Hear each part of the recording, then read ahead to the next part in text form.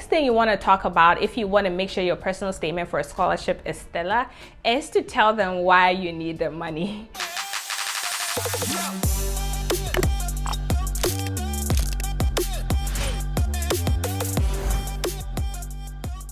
Hey guys, welcome back to my channel. My name is Grace Patrice and I'm a third-year medical student at the Mayo Clinic Alix School of Medicine.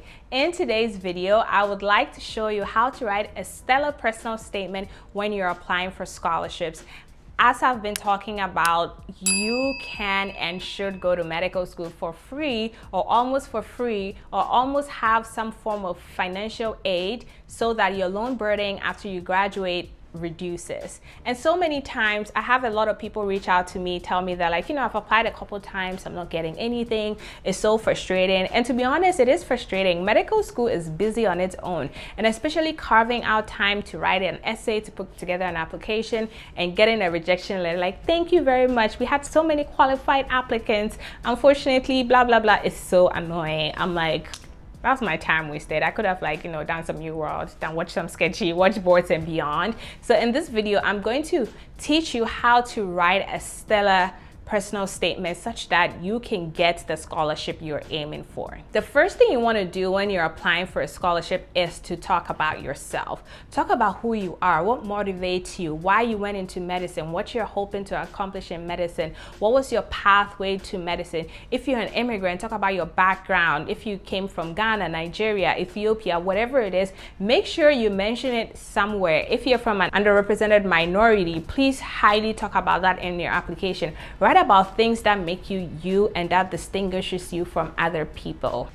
Like, sometimes it can be so easy to, like, shy away, but the truth is that you're applying for the scholarship because you need the money, especially if it's a need-based scholarship. You need to be very clear and to tell them that I'm applying to this scholarship because I want to reduce my financial burden out of medical school. I don't want to be tempted to take a job, and I want to have peace of mind to study effectively for my medical school education. I would highly recommend you highlight these things in your personal statement so they know that you genuinely truly need the money, and it could go a long way to, like, help your dreams and help your goals. The third thing you want to do if you want to write a stellar personal statement for a scholarship in particular is to model your essay such that you are almost exactly the kind of person they are looking for to give this money to. So a lot of these, like, scholarship boards, they have specific requirements they are looking for, and some of them will specifically state it in their eligibility or, like, on their website. Two ways to find out what this, like, institution or this, like,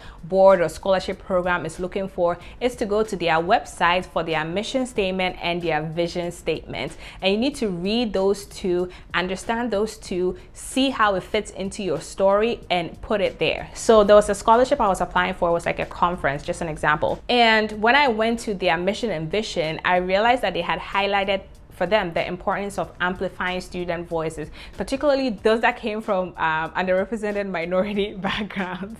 So when I was writing my essay, I framed my experiences around how my experiences had helped me amplify my voice. I literally used the same word, amplify. And you want to do that so that when they're reading, they're like, oh yeah, this is the kind of, this person is really hitting our mission and vision.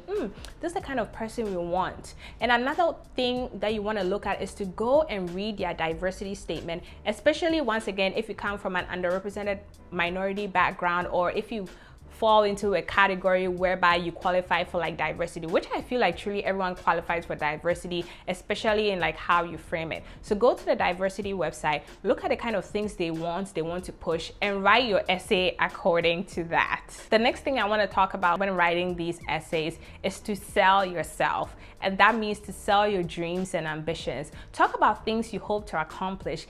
The thing about these applications and these scholarships is that people are looking to invest in people that they can brag about in 5 years, in 10 years, in 15 years, in 20 years. They're looking for people they can invest in, people that are going to change the world, people that are going to transform the world. They're looking for global thinkers. They're looking for leaders. So when you're writing these things, even though you might not be in that position yet, talk about how you hope to change the world. Talk about how you hope to, like, transform the community you are from. Talk about how you want to, like, start this NGO or start a law firm or just, like, start a food bank. Anything that you want to do that you haven't gotten the needed skills at this moment, it's okay to talk about it, because people ultimately want to spend money on people they know they're going to brag about. And every time I go on these like scholarship websites, when you see the alumni, they'll be like, oh, this alumni holds this position at this place, oh, this is now a Fortune 500 person. Like, they want to brag about you in the future. So you want to make sure that you're writing in such a way that they're like,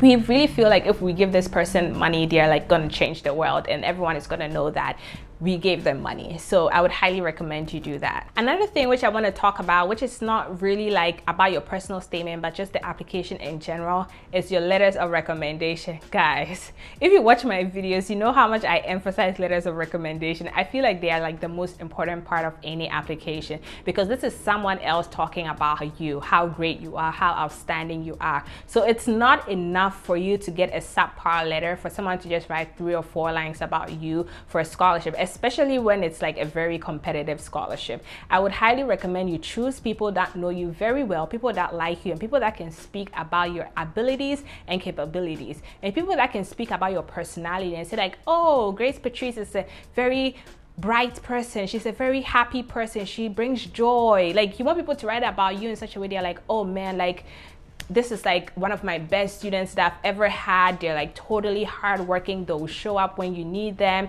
They would work and go the 1,000-mile. Like, you want people gushing over you. So for these applications and for like scholarships, they don't even require a lot of letters. One really good letter is all you need for a lot of them. 1 or 2 extremely good letters. And if you've gotten into medical school already, you probably have people that wrote you letters to go into medical school. So reach out to the same people and tell them like, thank you for helping me get into medical school. Now can you help me pay for medical school? I know, as if you're not asking for so much, but that's okay. These people wrote you a letter before, so they'll be happy to tweak the letter. And because they've written you a letter before, it's honestly quite easy. They're just going to go back into that same letter, update the date, change the title, and add a couple updates. The last thing I want to talk about when you're writing your personal statement for a scholarship in particular, please let people read over it. Unless you're like a stellar writer and like you can write an essay and it's like no one needs to do any edits and you're good to go, I'm like, you go girl, you go boy, do your own thing. But if you're like most of us that like need a couple eyes to look on our essay to make sure we're not like sounding crazy,